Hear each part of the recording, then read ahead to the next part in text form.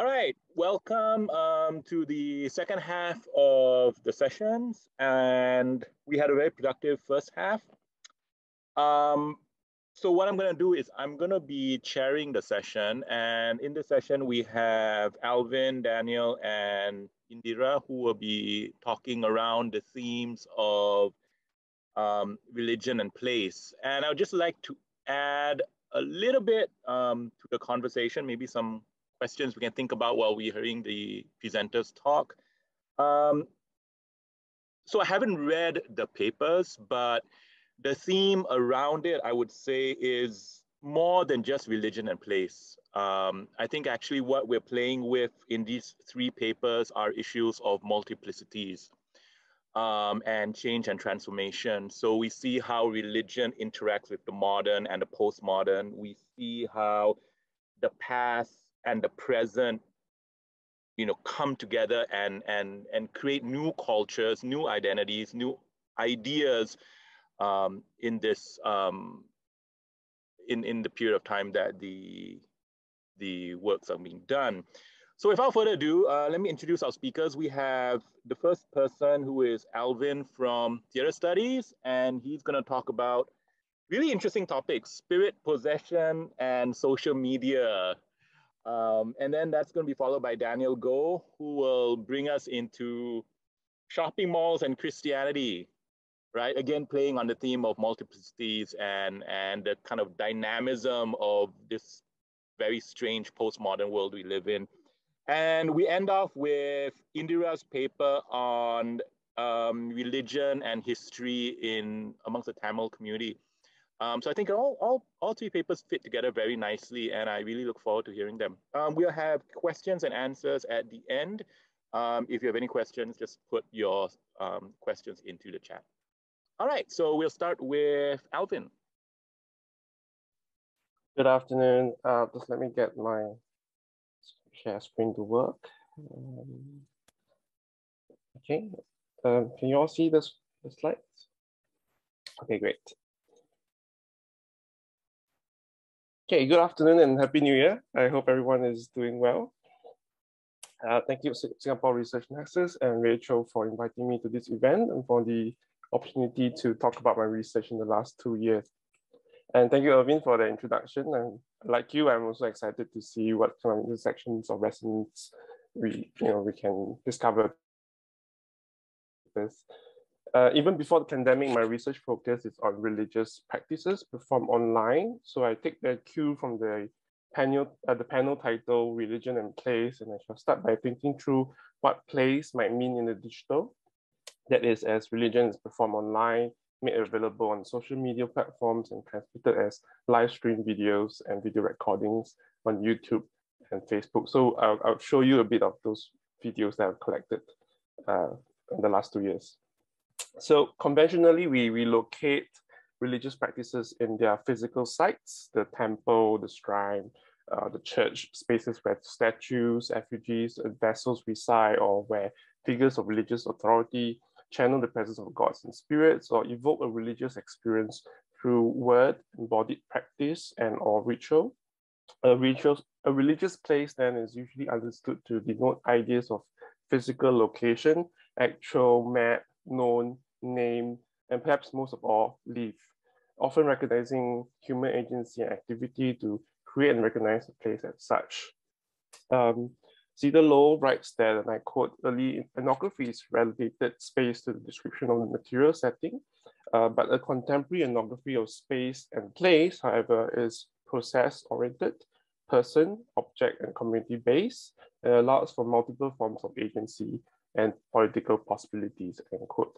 And moving towards a conceptualization of space and place is always embodied. Anthropologist Thomas Sawdash, for example, introduces embodiment, and I quote, in which the body is a subjective source or intersubjective ground of experience, end quote, into spatial analysis. This marks a shift from viewing the body as non-gendered, pre-discursive phenomenon that plays a central role in perception, cognition, action, and nature, to a way of living or inhabiting the world through one's acculturated body.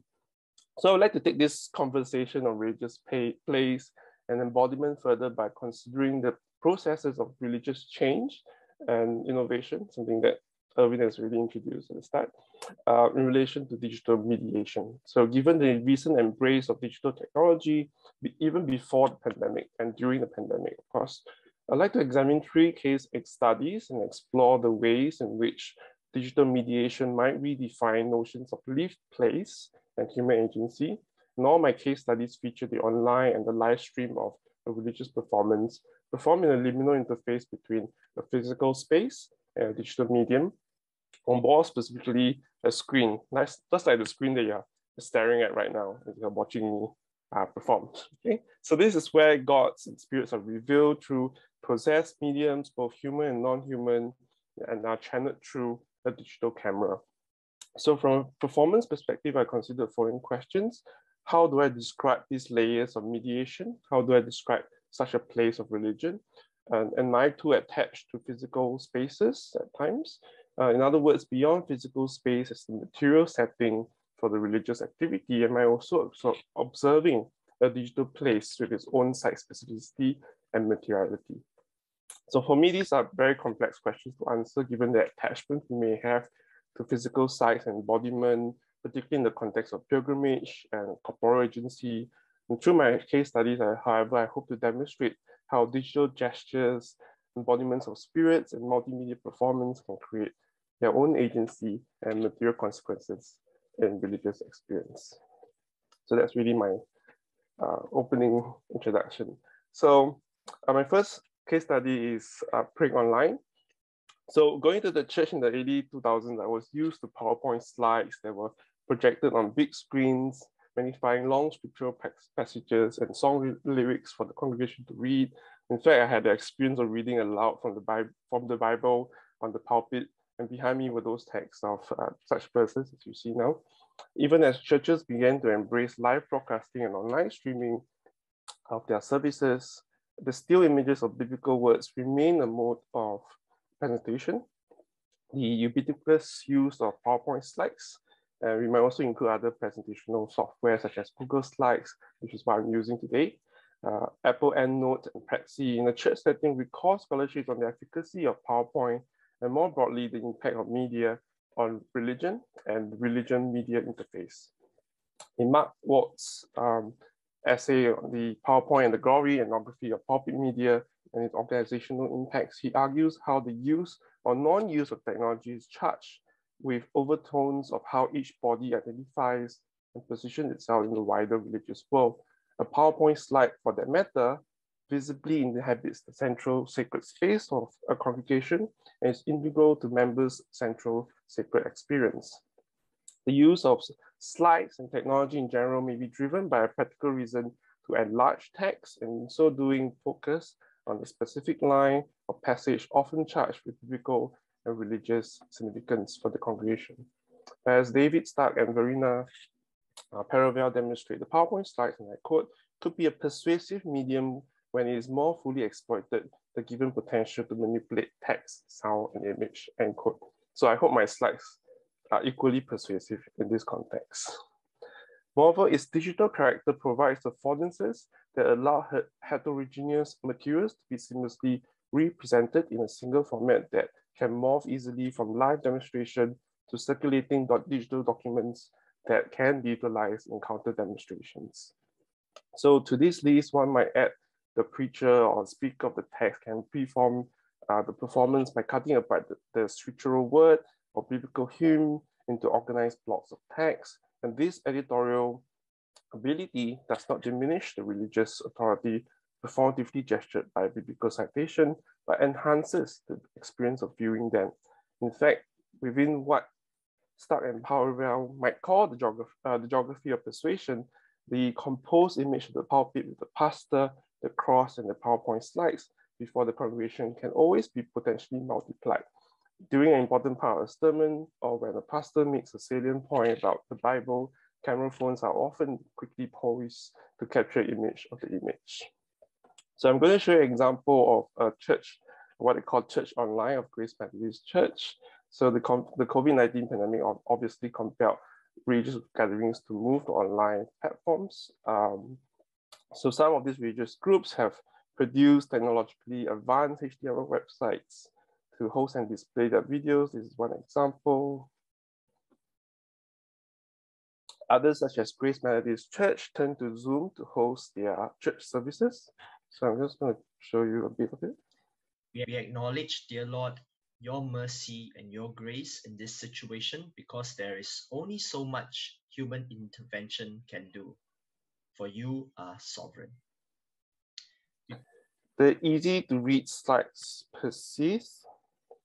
The blocks of text amplified by the share screen function, and the cameras are generally still throughout, and faces of church pastors and leaders and worship leaders are caught in a sort of a grid of sorts. So despite being mostly videos, I observed that live streaming or broadcasting of religious events such as sermons or temple rituals have largely avoided overcomplicating their production and post-production.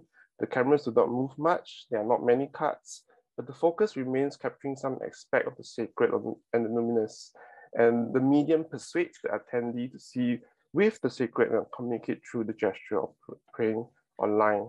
So you can see in this case, the pastor is actually calling the congregation, the online congregation, to pray alongside. My next case study, I'm just going to play as I speak. Okay. Okay, so on April 2020, the Taoist Lorong Chuchai Seng Hong Temple introduced the Praying Online initiative in response to safe distancing measures and the implementation of the circuit breaker in Singapore. For 2 hours a day, 10 a.m. to 12:30 p.m., devotees can go on their Facebook page to view the main altar of the temple and pray to the deity Chen Huang Gong. And devotees leave online messages. I'm not sure if I can show you the. Yes, I can. So they also leave emoticons, like the praying gestures here. So basically, a monitor screen has been placed in front of the effigy, as you can see. So that the idea is then the deity is also viewing the comments. And the camera remains still for 2 hours throughout the online praying. So the devotees can visit, they can exit the online interface in that 2-hour period. So they've been doing, I think they did this for about a month. They can also return another time to view the recording or come back another day to watch a new live stream. So pretty much nothing happens. It's really just a still camera placed there. Okay. So Christian and Taoist online religious gatherings in Singapore seem to engage this ocular sense in a simplified way compared to their former offline practices. There are fewer things to view. The background is often someone's room or private space, and can also be a virtual background that creates an illusion of another place. The use of the online platform, the mode of presentation, mean that viewers look directly at the screen, the worship team, pastor, or spirit intermediary looking straight at the camera. They all perform and with the screens.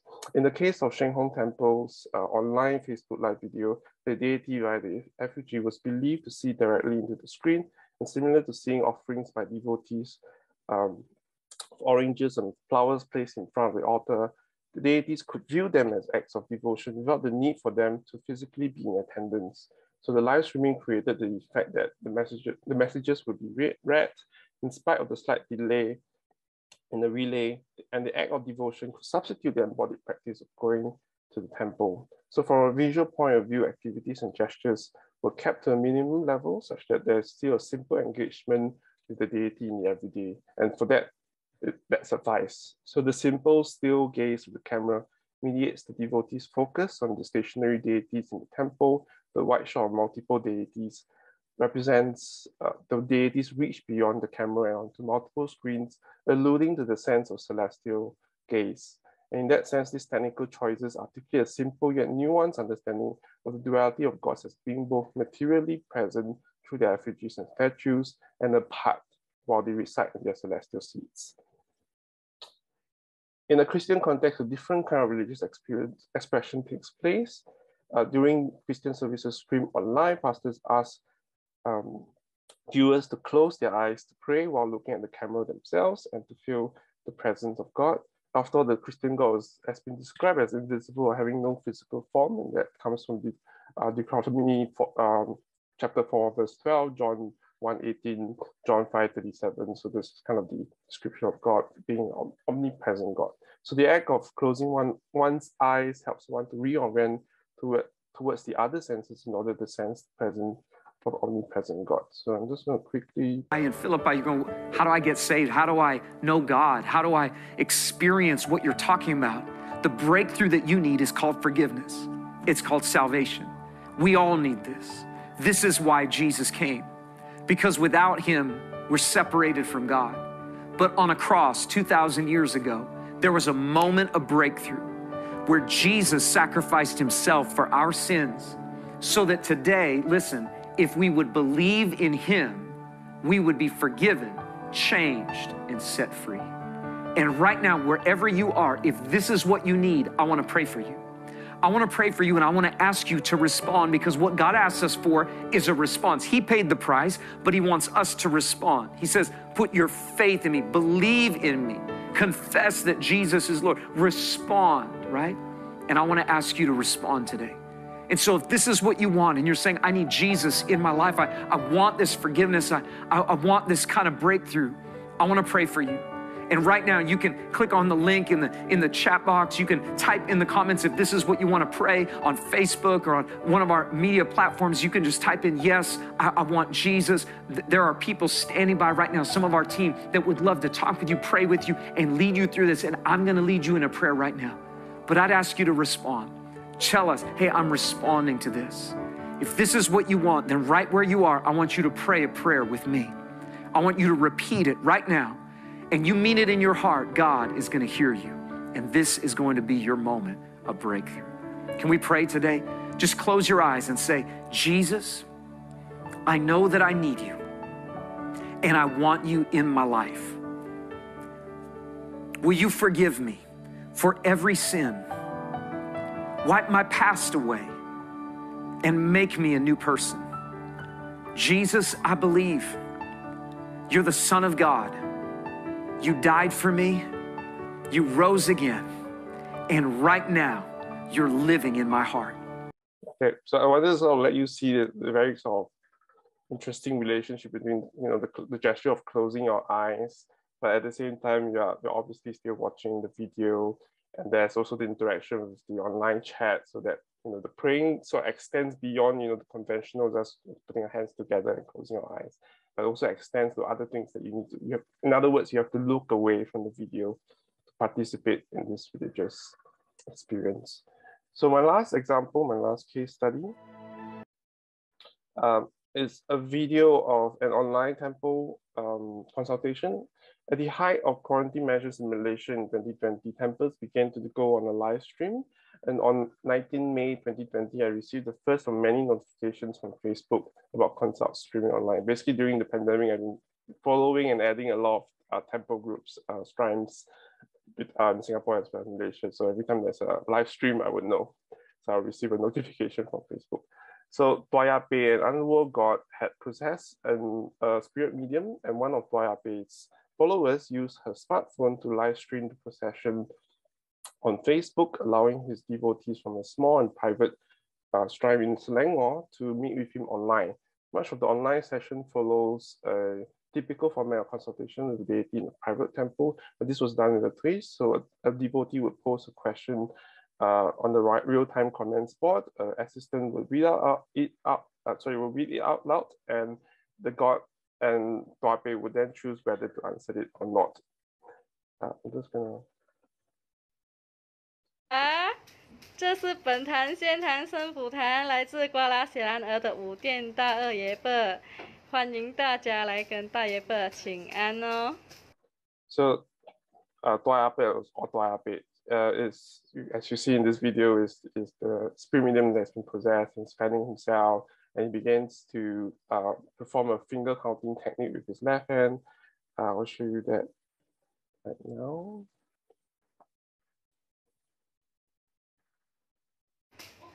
Wow, 500人了，500空杯人了，快别。Okay, this is when she mentions that there are about 500 people who are viewing this video live. So around about the 15-minute mark, he started to scribble a set of 4-digit numbers, 1374, on the JAWS paper, and as seen in this image. So the host of the live stream could be heard then encouraging devotees to buy that particular number in their respective lotteries. And in fact, next day, the numbers appear under the category of for a special prize in an online lucky draw at Grand Dragon Lottery. This is like a casino in Malaysia that they are also doing online lottery. And those who saw the live stream and entered the lucky draw would have won the prize money. This is just one example. I actually have collected a whole series of examples of how those numbers have appeared online, and then it turns out that there were really lucky draws that either get the same number or permutations of the 4 digits. Okay, maybe do you want to see the video again? Maybe I can show you just a bit more.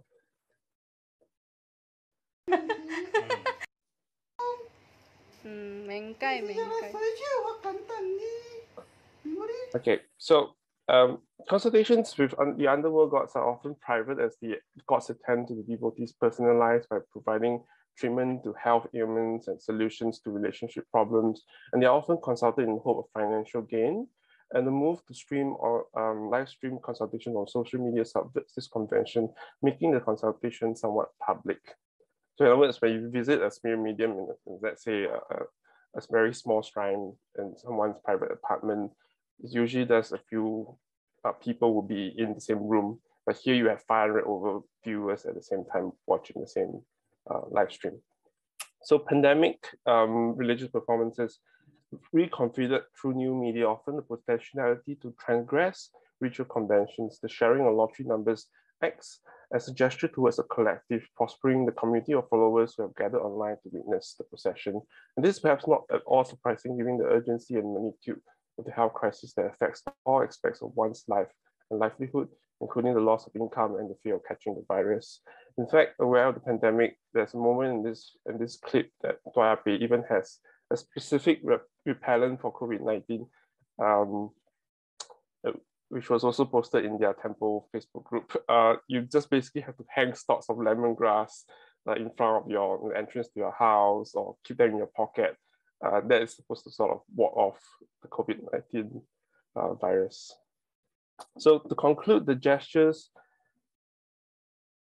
of drawing digits on JAWS paper, or this is another example, I cannot pull it from somewhere else.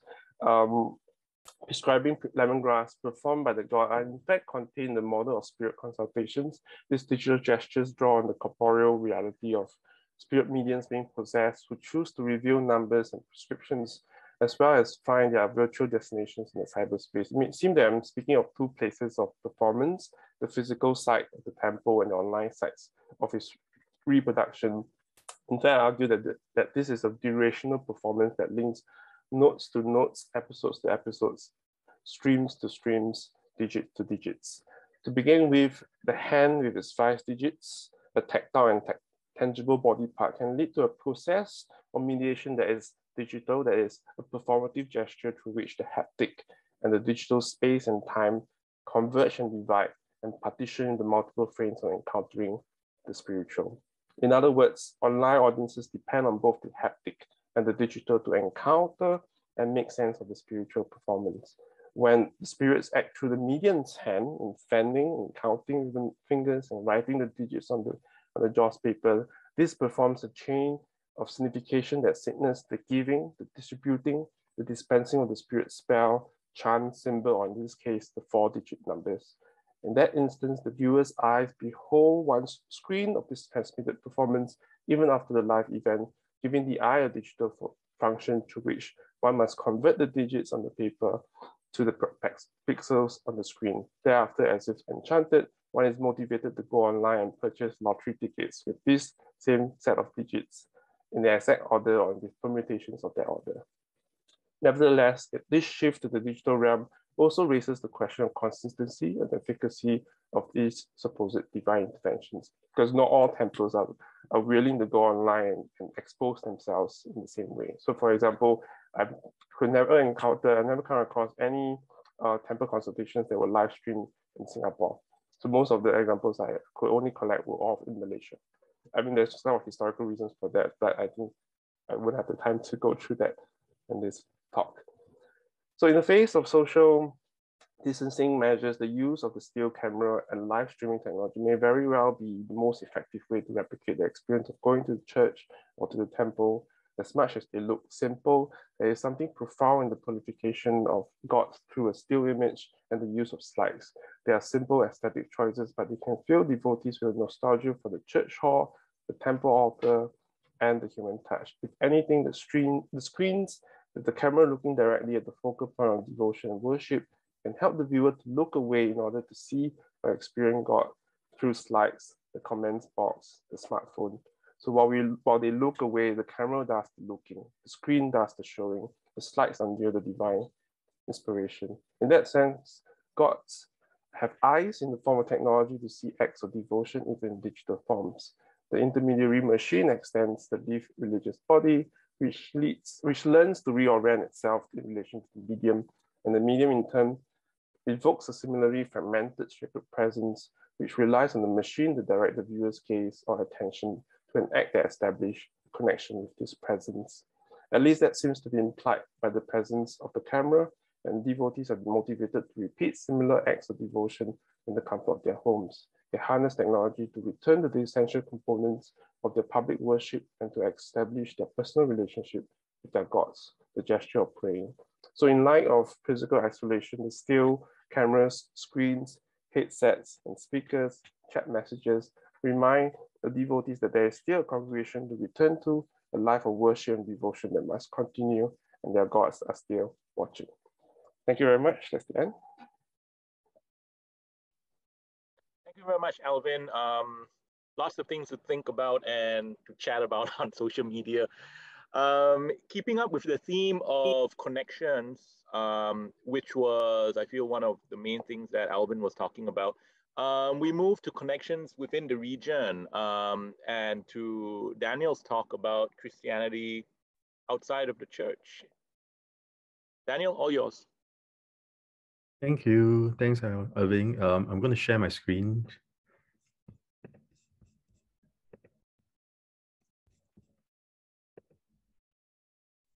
Okay, I've changed the title a bit, and that's because I'll give you the context for it. Anyway, this is a photo of one of the mall churches in Surabaya, right? Faith Unlimited Hall. You wouldn't know that it is a church unless you really step into it and look at it very closely, because there's a certain kind of camouflaging that's involved. The Indonesian churches do not want to be quite obvious in advertising themselves as churches. All right. Now, this is the context for this presentation, and also the context for the general work that I've been doing in terms of Christianity in Southeast Asia. It's based on an SSRTG project on growth of Christian megachurches in Southeast Asian cities. The PI is Terence Chong from ISIS Yusof Ishak. We've been co-writing papers. This presentation is actually based on a paper that will be published in Pacific Affairs in March 2022. And it's based on a study of 40 megachurches in Jakarta, Surabaya, Kuala Lumpur, Penang, Kuching, Manila, plus our own local knowledge of Singapore and the research that we've been doing on Singapore through the years. All right, so let me move to the research proper, the presentation proper. Okay, so the question for us for this paper is that you'll find that a lot of megachurches are now being located in shopping malls in Southeast Asian cities, across the Southeast Asian cities.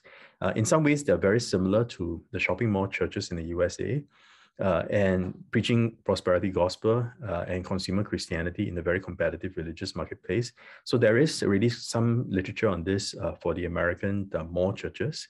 And the question for us is the same thing happening here in Southeast Asia, in Indonesia, Malaysia, the Philippines, and Singapore, due to economic boom, due to urbanization, and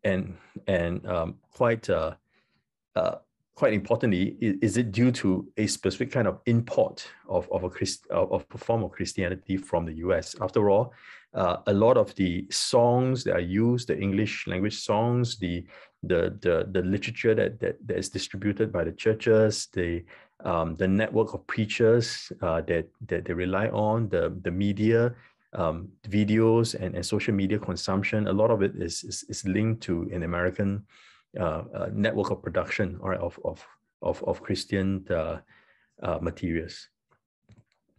So our thesis is this. Southeast Asian megachurches are instances of globalization, but they are not a mere import of American evangelicalism or Pentecostalism, right? They are very important local features and regional features, right, that distinguish the Southeast Asian megachurches.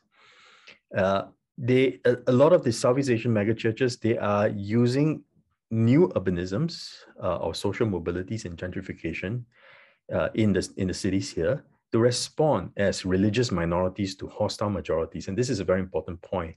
So it would appear that, you know, the move into the malls is first and foremost a defensive move, right, away from hostile majorities, which are denying the Christians space, the megachurches space to build their churches out on the streets, right, in the neighborhoods. All right, but we also want to argue that we actually see a diversity and variation. And very importantly, all these actually point to the fact that the Christian megachurches are contributing to the new urbanisms. And the new urbanisms are basically, you know, gentrification, not just gentrification, but also social mobilities and also urban stratification. I'll talk about this more in the case studies for Kuala Lumpur. Now, our argument is that the megachurches in the global cities of Hong Kong, Singapore, and Seoul, right, in Asia, which have actually drawn a lot of attention from scholars, more so than the other, you know, less privileged cities or less, you know, prominent cities, they are often seen as participating in high capitalism. A lot of them are housed in high-rise, upmarket buildings and complexes. I'm also responsible for contributing to part of this literature, writing about Hong Kong and Singapore, and in a special issue in international sociology. Megachurches in Southeast Asian cities, on the other hand, are a lot more varied. On the one hand, and we propose a spectrum. On the one hand, you have defensive moves into shopping malls at one end of the spectrum. At the other end of the spectrum, they're engaging with urban mobilities and gentrification. And the country-specific cases that we have actually show this quite nicely. In Indonesia, in the cities of Jakarta and Surabaya, the megachurches that are located in malls represent that defensive move, right, into the malls. And in between the two ends of the spectrum is Kuala Lumpur, right? And intuitively you will know that the reason for this is because these are Muslim majority countries and cities, and especially in Indonesia, where Islamization has gone into the grassroots, and there's quite a lot of hostilities in the grassroots on the ground against Christians, especially if they are doing proselytization. So this argument in some ways is not a surprising one.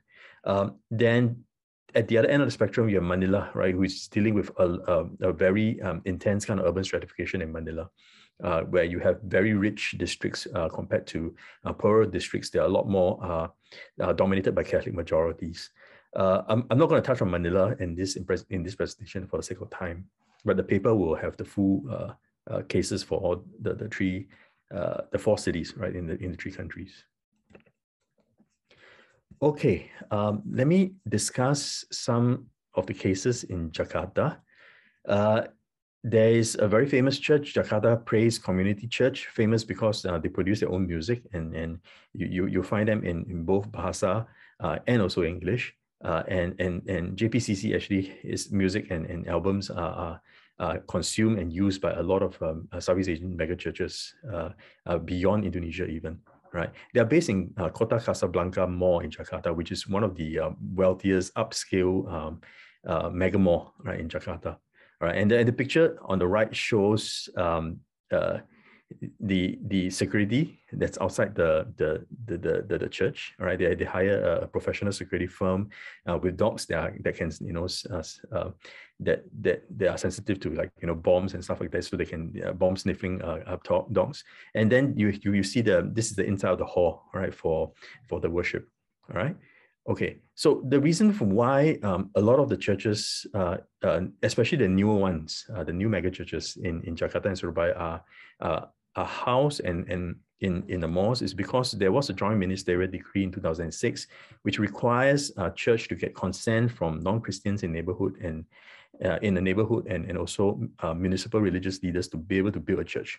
So a lot of new churches are, they are basically denied the opportunity to build a church in the neighborhood. So they move into malls. Okay, so shopping malls were ready-made venues, right, for large numbers of people, and there's no need to build these churches, in unfriendly neighborhoods. So that's one of the main reasons.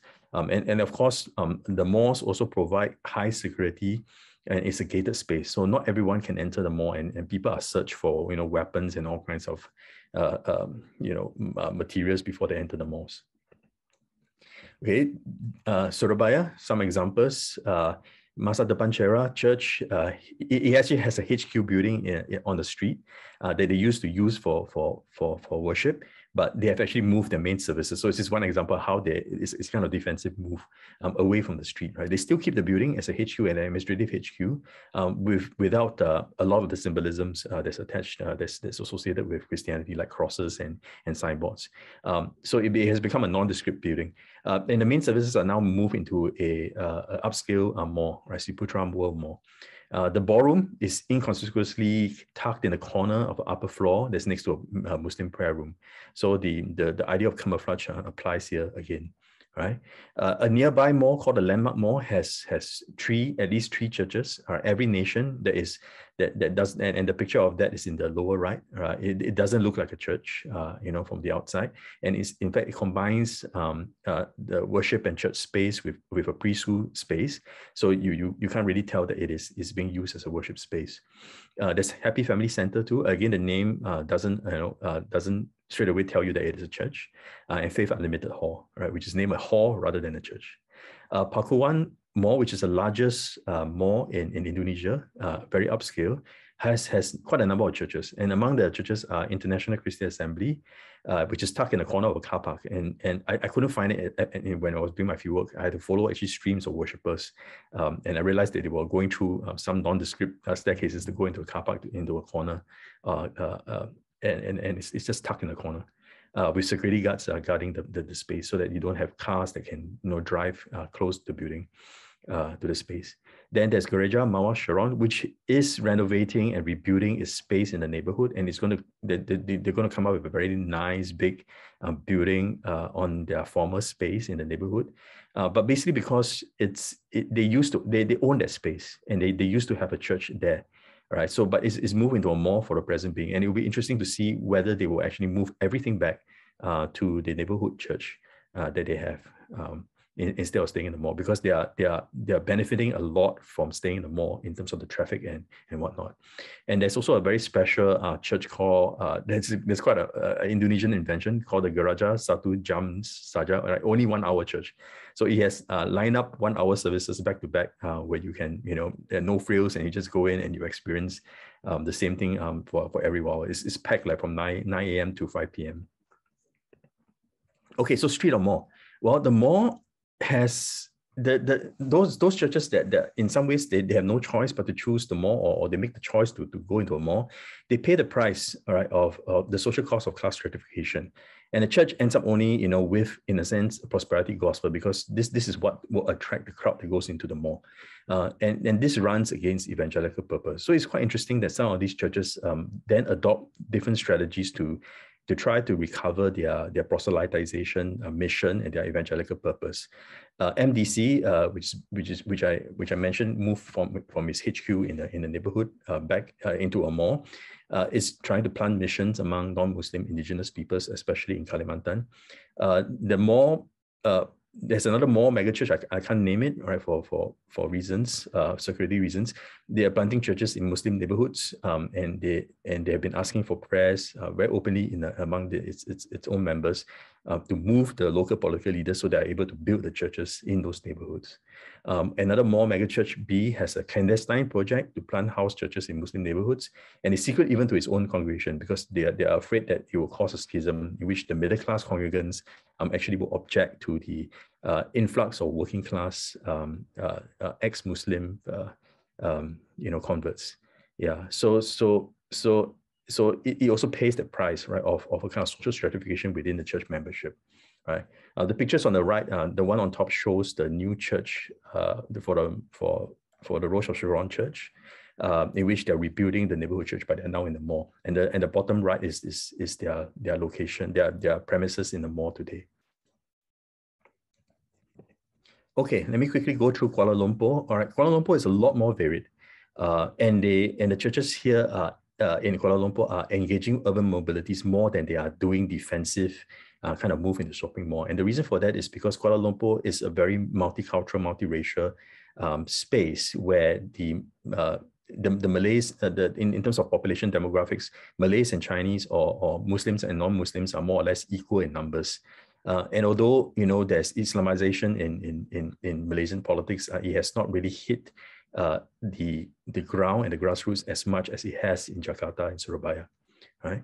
Calvary Church, one example is how it has moved from an affluent, upscale Damansara Heights location to a Calvary Convention Center, which is the picture you see right on the upper right. And it has built a convention center precisely to tap into to the urban flows, right, urban mobilities, holding also secular events. They're basically renting out the space to secular events like concerts by pop groups, by pop music groups, TEDx, KL, and so on and so forth. All right, so as to tap into a market, the convention, a MICE market. Full Gospel Assembly, another example, moved from a hotel to its own building, Wisma FGA, in middle-class Taman Good Work neighborhood. Very interestingly, Full Gospel Tabernacle split away from FGA because it wanted to remain more heartland, more working class. And so it built its own building, which it calls a community center in the light industrial district, right, in heartland Subanjaya. DUMC is another mega church, and it has located itself in Dream Center Community Center in a very hipster tech district near University of Malaya. Right, so these are examples of how they're all tapping into different urban mobilities in KL. And further examples of how they are engaging urban mobilities. And KL is interesting because in the past 20 years, the population in KL has doubled. A lot of them, a lot of people who moved to KL, basically migrants from the outlying states, the outlying areas, and from the countryside, and also from East Malaysia. Collective Church, which is formerly City Harvest KL, so kind of a church planted by City Harvest in Singapore, right? And a lot of the members were college students who were settling down in KL. They are located now in a post-industrial style ex-warehouse in Sunway New Town, which is a middle-class town with gym, football court, and classroom, right, to serve their college students who have graduated and now moving as kind of upwardly mobile, socially upwardly mobile young adults, right, with families. SIB KL is a Borneo church, and it caters to the student and young adult migrants from Borneo. It's located in an office building in a commercial district in upscale Damansara. Kingdom City is a very interesting church. It's even a further move away from the kind of concert style worship that we are familiar with regards to mega churches.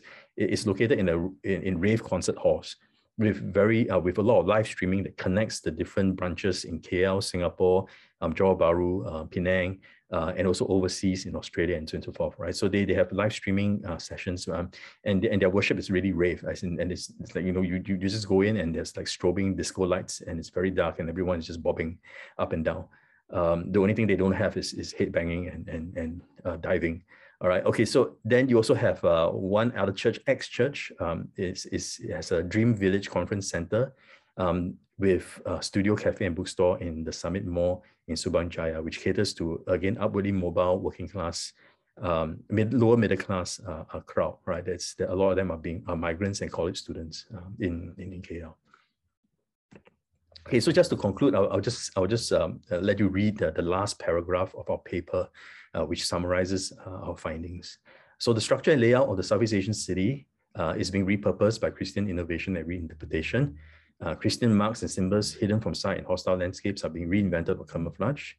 Moving from mall to mall, convention center to convention center, neighborhood to neighborhood, these churches are also responsible for redirecting the flow of people in the city and impacting small businesses like retail and eateries around these locations, and sometimes even whole shopping complexes like Pakuwon in Surabaya, and whole neighborhoods like Ortega East in Manila and Taman Goodwood in Kuala Lumpur. Their footprint around the city intertwines Christians more intimately with pluralistic local communities and economies, and simultaneously produce urban stratification. This is how the megachurches are spiritualizing the city, producing not only sacredness that takes presence in the city, but also increasingly contributing to the making of the urban fabric of local societies. And with this, I end the presentation. Thank you. Thank you very much, Daniel. The next speaker on our panel is Dr. Indira Arumugam, and she's going to move us away from Christianity, megachurches, and malls to look at Hinduism. All yours, Indira.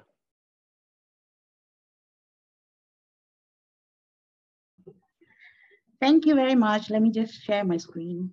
Right.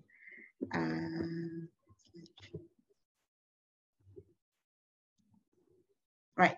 So as you can see, my paper is about Hinduism, and it's talking, I'm very interested in the power of stories and myths to create gods, to nourish them, to sustain them, especially across space.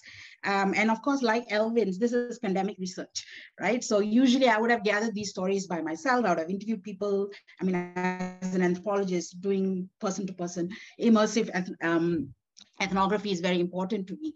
But this was made impossible by this. So a lot of these stories are versions of the most popular and most visible narratives about this goddess that are available online, right? So that's the sort of data for this paper. So the goddess that I'm talking about is called Veeramma Kaliamman, and she's a mother goddess, and she's very popular in South India, specifically Tamil Nadu, as well as in Singapore, right?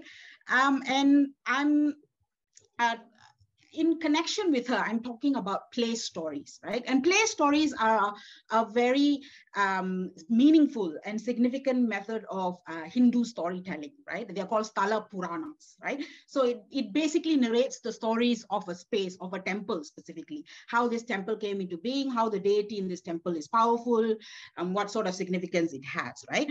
But just to note, right? Sthala Puranas, Purana especially, meaning story, doesn't just mean ancient. It also means nascent. So there's an acknowledgement within the genre itself that all these stories will keep, new stories will be added, new stories will be forming all the time. They are both ancient and nascent, right? And so they tend to be theogonies. How did these gods come into being? Genealogies of the gods, right? Who are they related to? Hagiographies, all the great deeds that they do of these deities, right?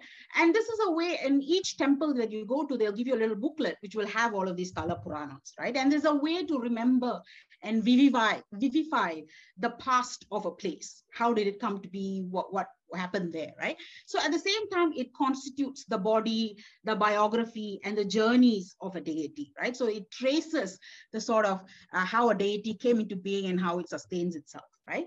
So I'm dealing with three stories. And the stories are in order. I have placed them chronologically, although they are not chronological. I have placed them for my purposes in chronological order.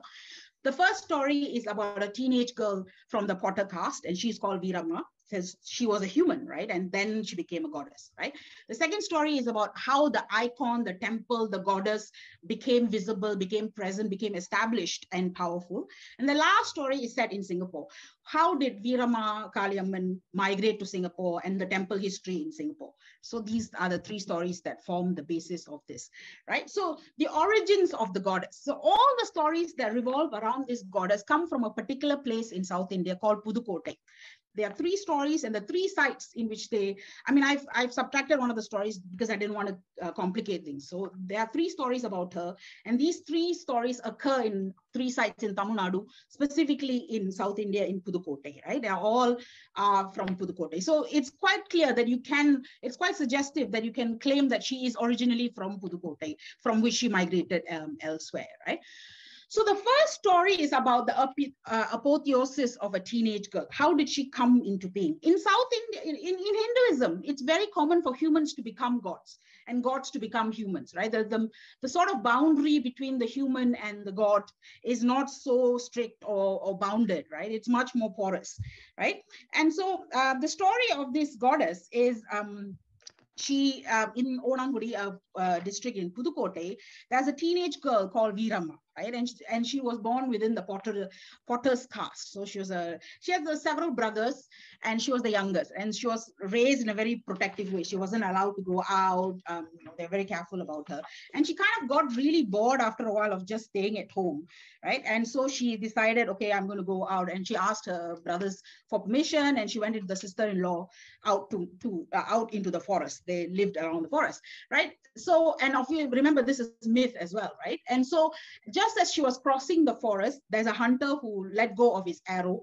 The arrow pierced through the testicles of a deer, and it lodged itself in Veeramma's groin, right? And so everybody was very worried, is she okay? And so she was fine, right? But 3 months later, she started vomiting, right? And so people were doubting her chastity. Oh no, who did she associate with? What is all of this kind of stuff, right? And so they were very, very angry with her for her loss of chastity or presumed moral impropriety. And they kept questioning her, and she said, no, I didn't do anything. I'm innocent, and all of that kind of stuff. And of course, these people were very judgmental about her, and they did all these tortures on her, which I won't go into detail. They tried to cut off her head. They tried to do all of these kinds of things. And every single time she was saying that she's innocent, right? And so there was all these aspersions on her sexual impropriety. There's virginity, chastity. There was unjust punishment, unjust, there was torture of her. Finally, due to all of this torture, she died, right? And when she died, they sort of tried to cut open her stomach and see, whether she was pregnant or whatever. And they found a little baby deer, little baby fawn in there. And of course, they were like all aghast and said, oh my God, what have we done to this girl? And they were very, sad and all that, but too little, too late, right? And so they buried her and went on with their lives. After a while, they noticed that, several months later, they noticed that the eldest child of each of their families was being kidnapped and was found dead the next time. What was happening? Why is these children being kidnapped? Why were they not around and everything? And so they buried, the terrified villagers consulted with a priest who managed to evoke her. And so Veeramma appeared in an apparition, and she said, all your firstborn children must be sacrificed to me. What you did to me was horrible, and revenge.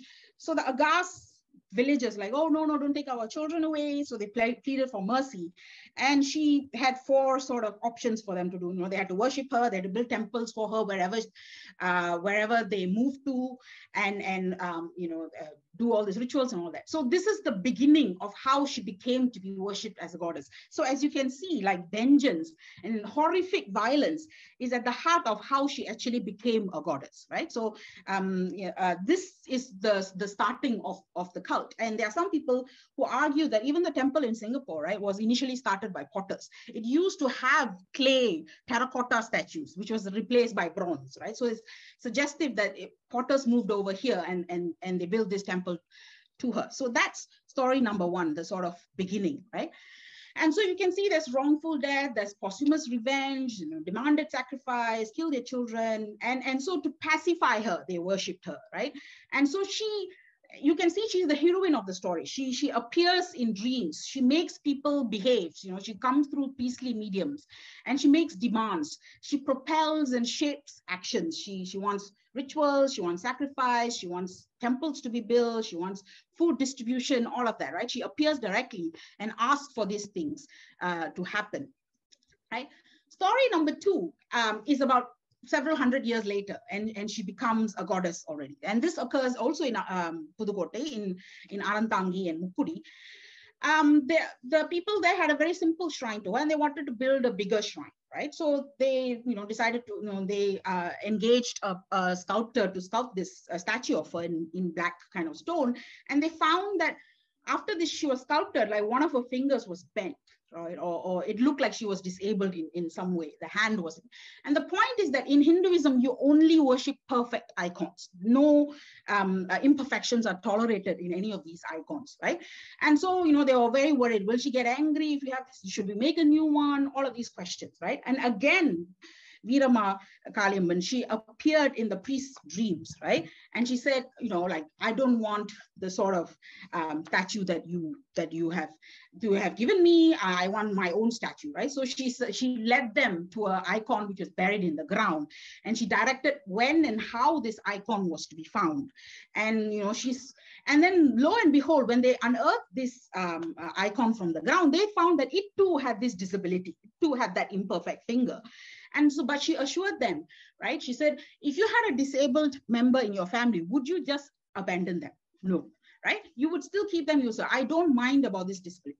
Worship this icon. There's assurance that nothing will happen to you when you worship this imperfect icon.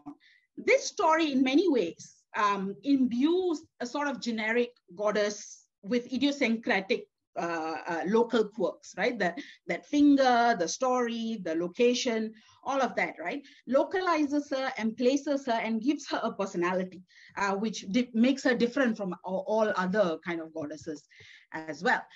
Again, in this case, you see a case of divine agency. She appears in the dreams. She instructs them, right? This is what you do. This is how you worship me. This is where you'll find my icon, right?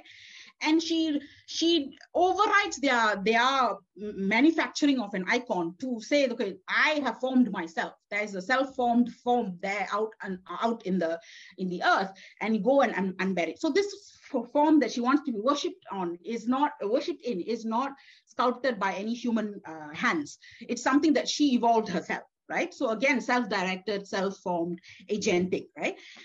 She directs the time when this statue would be found. She directs when this statue would be found, how this statue would be found, and how she will emerge from the earth, right? That icon has been buried for some time, but she directs all of this, right? So she decides how she will be worshipped, who will worship her, and what sort of iconography she will tolerate and she will bless, right? So again, this is a case of divine agency as well.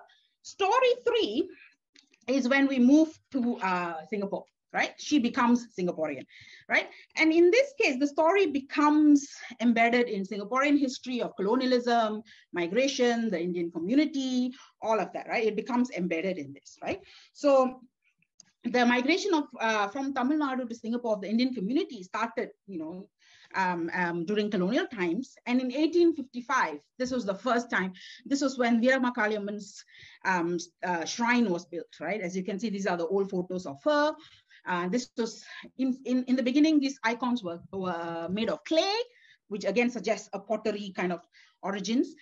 There was a part-time priest as well, right? So in 1908, there was a new temple, more shrines, and a new sort of bronze icon, right? Full-time priest. As the Singapore Tamil community became more wealthy, more settled, the temple itself, the icon itself changed in correlation to how the community itself changed, right? 1917, more shrines, they bought a chariot. In 1983, the current temple that you see in the middle of Serangoon Road, that's what was built. And then 2000, there was renovation. And then 2014, there was renovation and reconsecration as well, right? And this is the temple that I'm talking about, which most of us would have seen, right? In many ways, this story, right, is also a Sthala Purana. It's also a place story. It's a temple story. But I took this from the temple's official website as well, right? So this is the story that they project.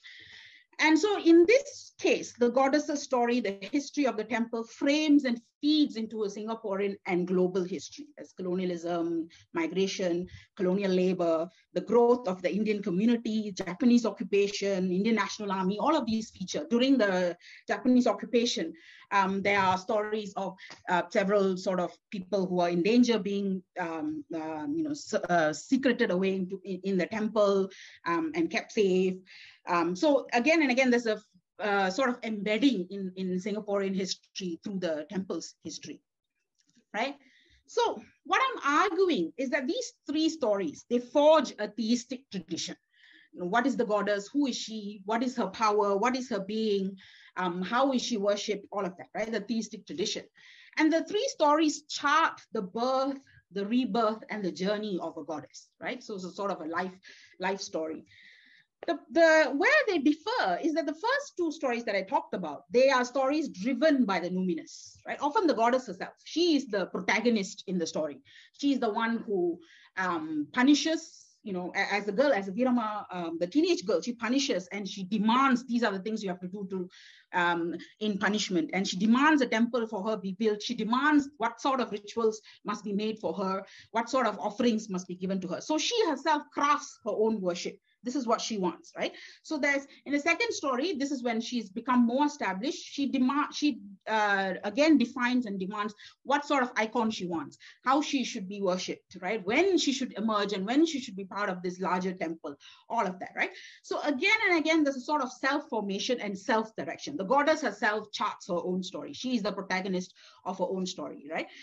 There's an agentic thrust, there's a narrative momentum to her. She's the hero. It's very obvious that she is the center of the story, and she's the one who shapes the story and charts where it will go.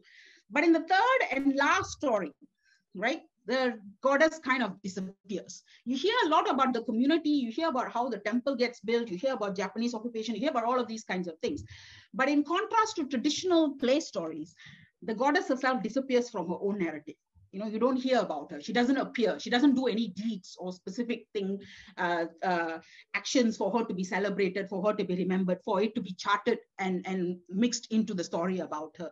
It becomes a chronicle of events. This happened. And you can see in the last bit is where I have all of these years and dates when renovation, blah, blah, blah, all of that happens, right? So it becomes a chronicle of events that are done to the goddess rather than a divine hagiography which she inhabits and which she charts, right? The narrative tradition itself changes.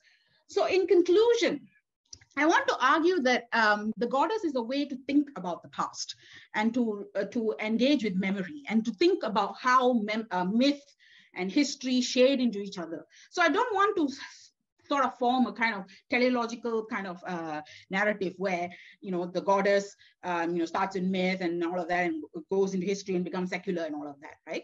What I want to say, argue is the sort of simultaneity of it. She demands attention to herself in different ways, right?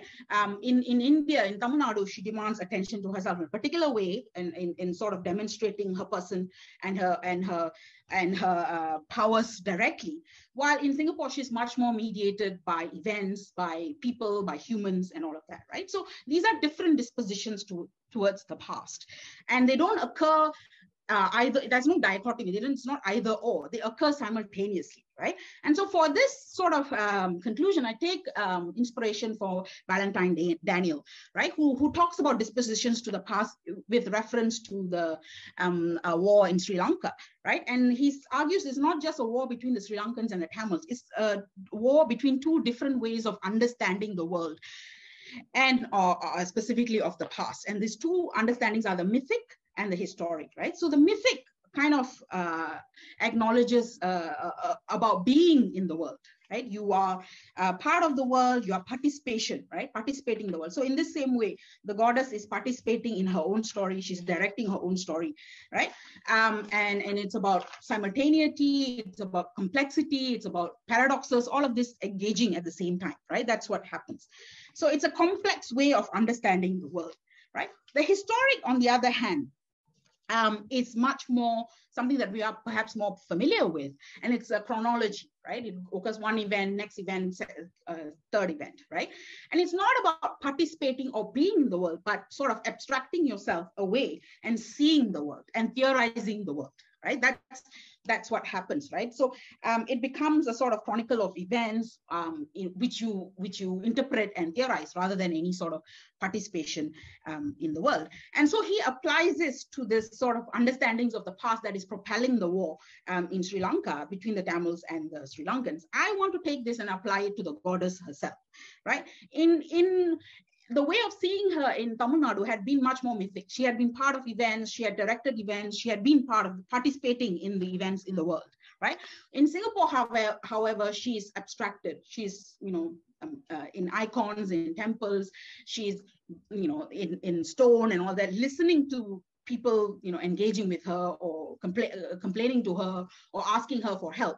But she herself is rather mute, as opposed to how she appears and directs in the other sort of stories. So in Singapore, the disposition that she and the marker that she is as a historic marker rather than as a mythic one. And so in some ways, this is a way to engage with the goddess's relationship with the past. She not only has form, but has force, right? She makes things happen. She directs things to happen. In India, she does it directly. In Singapore, it's much more mediated, right? So she's a materialization of the past as well as a marker of the past, telling us what are the things that have happened, right? This happened, this happened, this happened, right?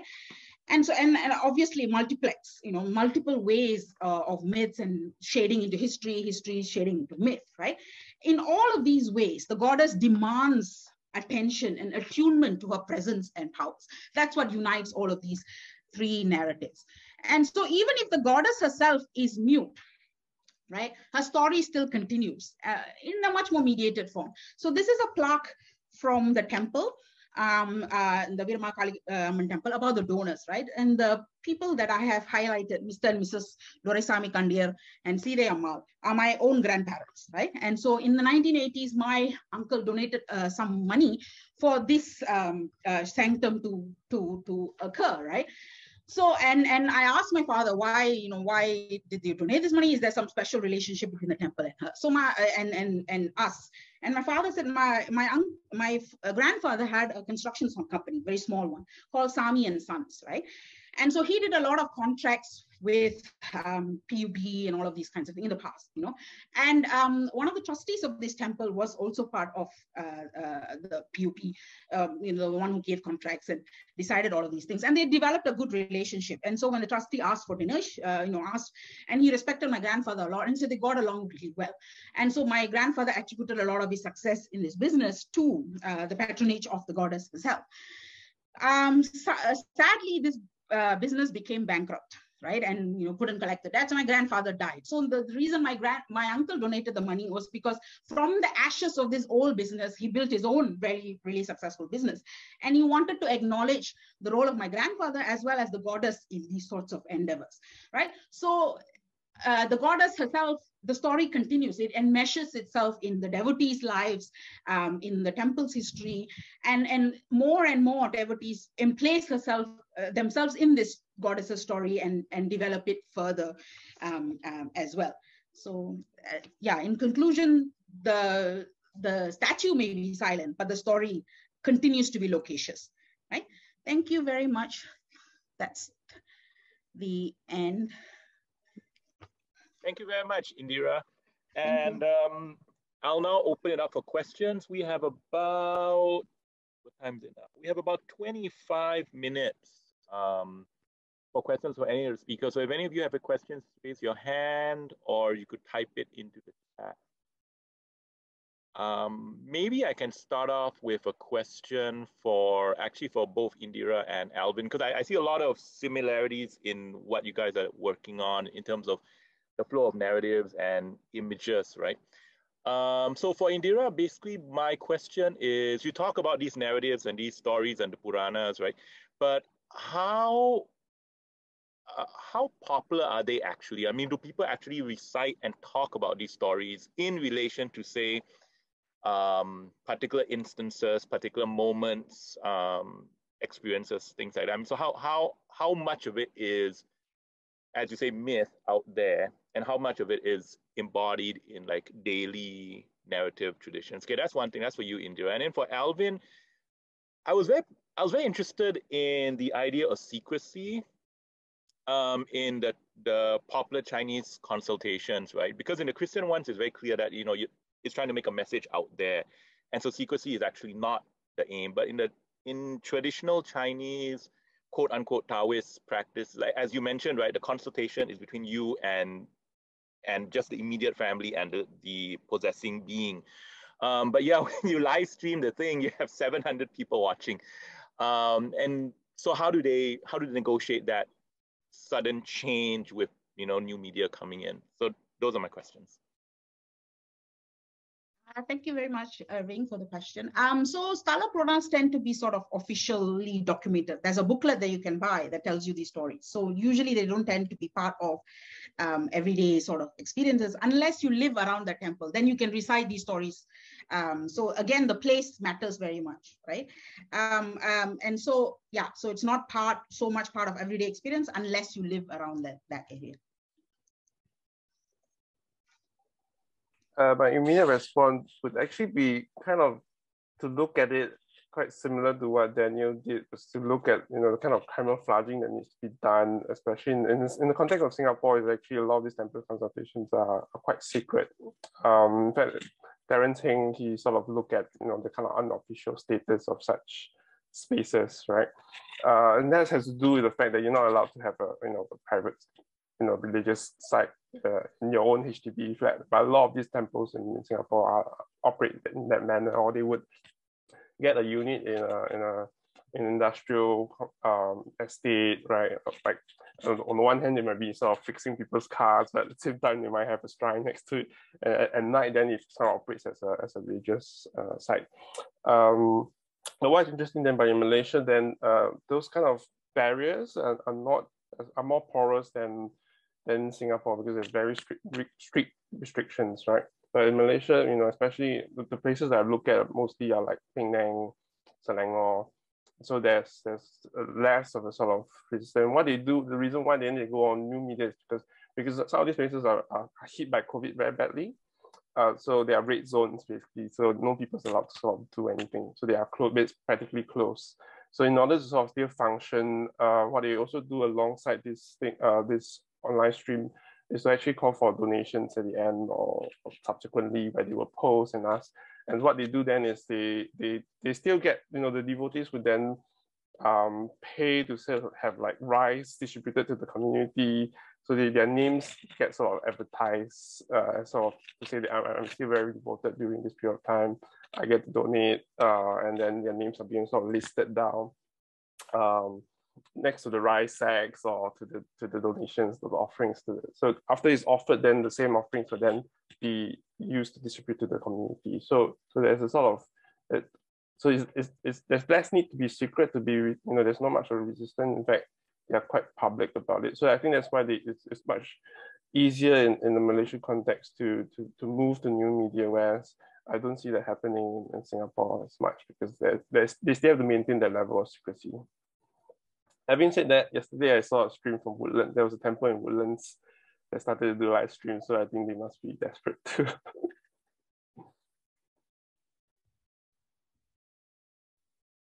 Thanks, Alvin and Indira. So we open up for questions. Anybody?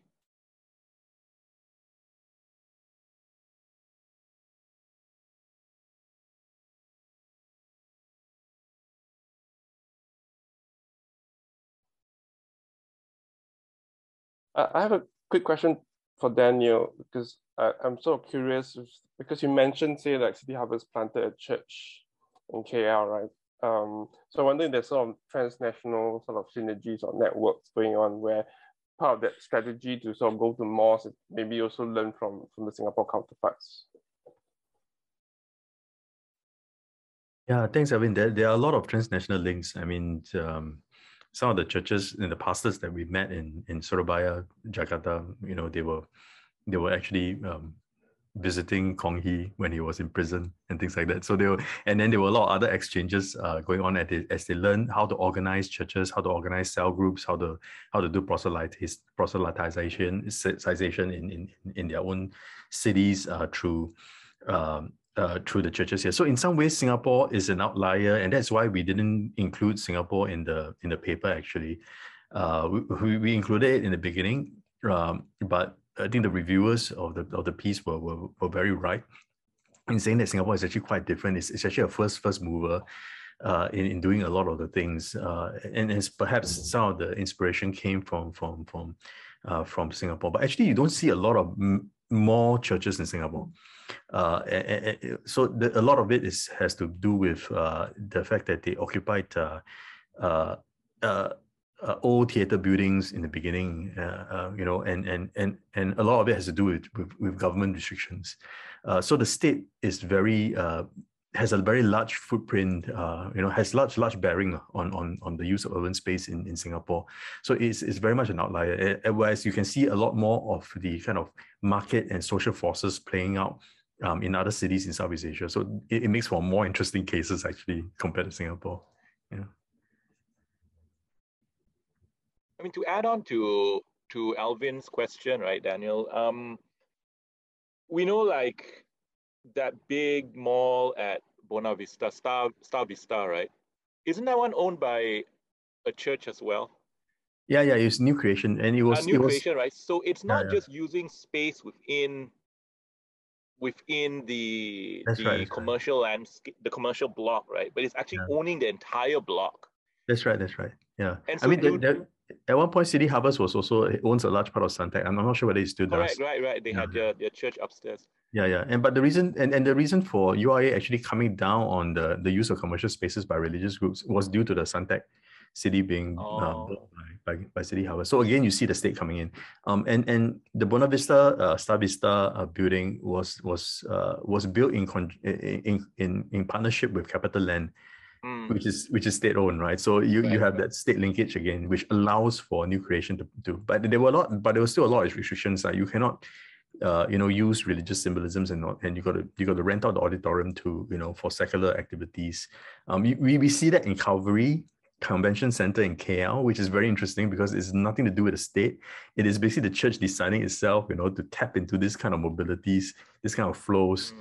Independently, and it's the actually inspiration did not come from Singapore or anywhere, but it came from the fact that there was the demand in terms of conventions being held, Christian conventions, which are huge, which is like a parallel market to the secular one, that is being held around the world. And there was a demand for convention centers, and Calvary saw that as a business opportunity. Yeah. Oh, I see. Do they have similar type situations in Indonesia where churches actually own the mall itself, right? Yeah. Not so much the mall, but I think in Jakarta, I can't remember the name of the church. They actually own a very large space and auditorium that's also used as a convention center. Okay. And same with the Philippines, Manila, with the Iglesia Ni Cristo, which is an independent church that was formed 100 years ago. During the American colonial period, and they own a very large convention center. I think the Philippine Convention Center, if I'm not wrong. So it's almost like a national convention center. Yeah. So not so much more, but convention centers. Right. I guess, what I can, you guys were talking about different, ethnographic areas and sites, right? But one of the things that, there are many things that link up the papers together. I think one of the things that links out the paper, but always is in the background of all of your presentations. In Daniel's, it's a little bit more upfront, but it's still kind of the background, is the role of the state, right? And the stuff that we've been talking about. In Indira's presentation, you talked about the stories and the temples and all that, but the Hindu Endowments Board is there. Temple managements are heavily controlled by, MCCY and all these government bodies, right? And then of course you have India and how India is defining Hinduism and all of that then penetrates down to diasporic communities and how they manage it, right? And of course in Daniel's case and in Alvin's case, the role of state is pretty much is very well prominent, right? In Alvin's paper, I think it was, talking about the pandemic and, going online, right? Religions going online, that was like a national endeavor, right? The government was kind of encouraging these temples and churches and mosques and all that to use social media, to use YouTube, to use live streaming. And that has taken on, that has totally changed the face of religious practice, right? And religious engagement. If we try to kind of predict post-pandemic, I think a lot of stuff that's happening that Alvin you're describing will actually just continue. They see the benefits of it. They see, all these aspects. Yeah, I think for certain religious practices, I think they might embrace it a lot more. I mean, a lot of these sort of more orthodox Christian groups were very much resistant to doing sort of live broadcasting. So, but with it, then you see the Catholic Church, you see the Methodist churches doing that. So that I think that it has more long-lasting effect. But having said that, I think there is still that element that they still want to go back to the temple, they still want to go back to church, right? Well, so, it has to be. There's always that kind of So visceral. my prediction, I think it would be that it will be more hybridized. But having said that, certain practices, because of their religious teachings, by privilege, that kind of face-to-face interaction with some form of sacred presence. But surely it also dependent on some more global forces, because ultimately certain groups are linked to some other larger bodies, global bodies. Correct. So there's always going to be sort of that multiple effect, so to speak. Actually, to add on to what you're saying and to what Indira was saying, it's my own research in Bali now on the role of new media in Balinese Hinduism, right? And you see more and more, because like almost every Balinese now has a cell phone. And so now Hinduism has become, I wouldn't say cyber, I don't know what the word is, but it's gone onto the cell phone. And so people are constantly using your phones to record rituals and ceremonies and, transpossession, all that. And then, you create discussion groups and you create chat groups and you go on to, now they've gone into TikTok.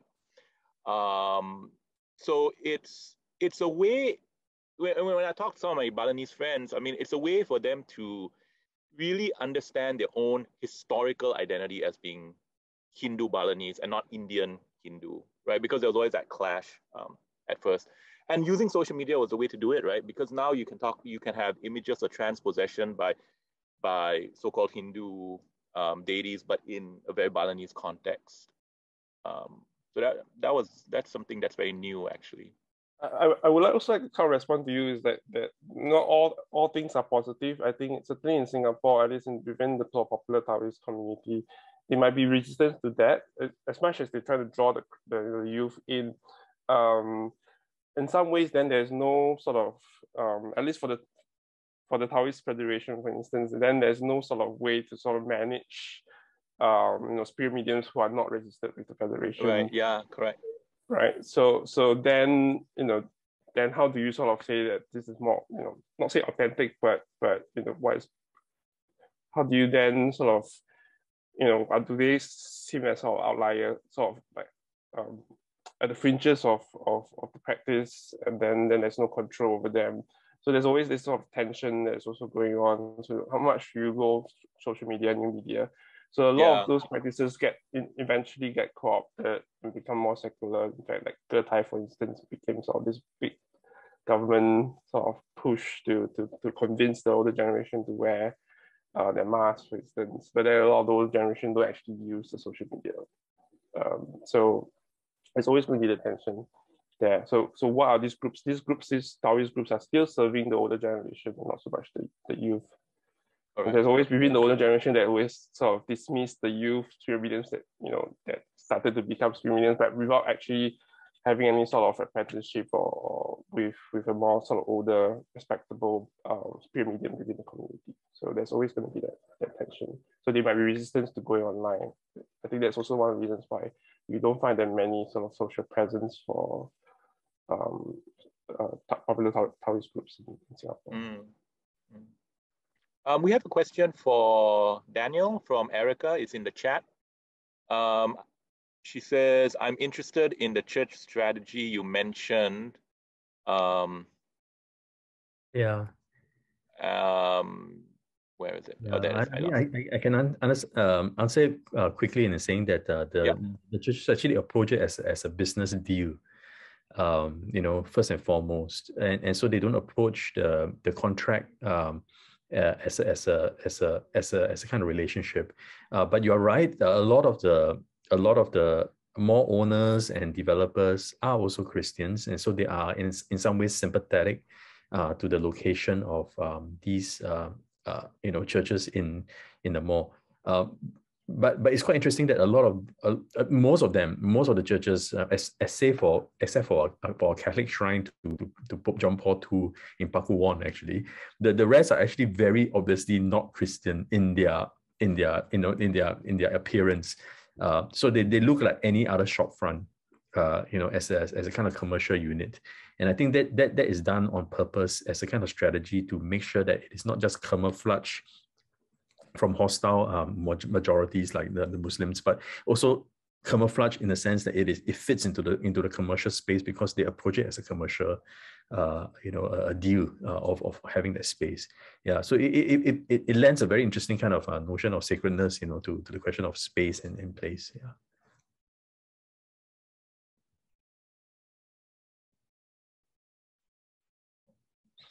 Any comments, questions?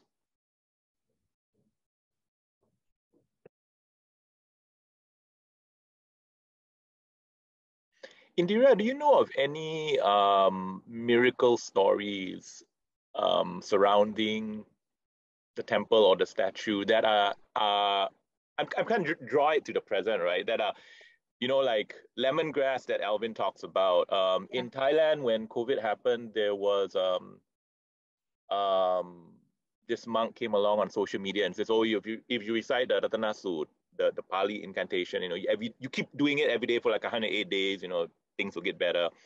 And then there are all these stories about COVID, when COVID when it was at its starting point, right? So do we have any stories about Kaliaman with COVID? Well, all of this religious innovation is occurring in India. So they have a COVID Amman now, and a temple to her. Oh, really? Yeah, in Coimbatore, there's a temple. I think the problem, as you've identified as well, is a lot of these deities are considered sovereign, so they have a political implication, right? In fact, a Kovil in Tamil is a temple, means the house of the king. Ko is the king and vil is house, right? But in this case, they don't have sovereignty. As you know, in Singapore especially, you can't have sovereignty as a deity, right? Because the state has sovereignty, and it is much more penetrative into the events and circumstances occurring in the temple than perhaps. There's a lot more freedom precisely because the state is not as powerful or as penetrative in India as it is in Singapore. And the other thing is, like, yeah, there are miracle stories about other deities. Like I think Vinita has written about Muniswaran, right? So he's much more present, much more sort of active in the field per se, right? Then and other sorts of deities. But in these older deities, the temple itself is over 100 years old, right?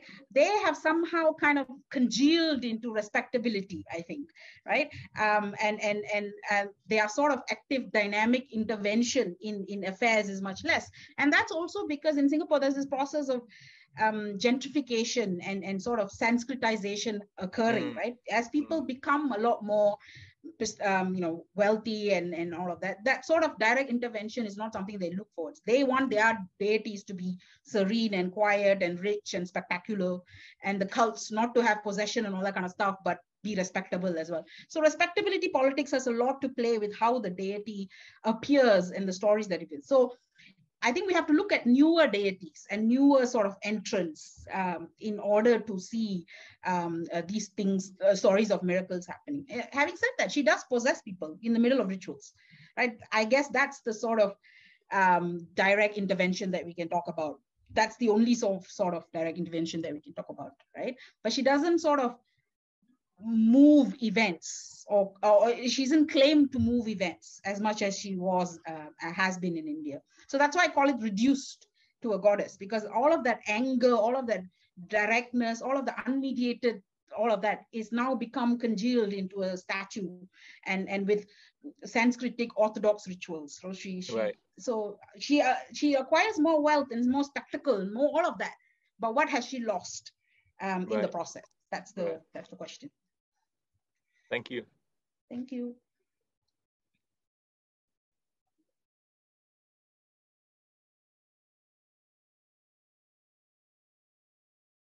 I guess if we have no more questions or comments, unless you guys have anything to add to conclude, or everybody wants to go for their coffee break.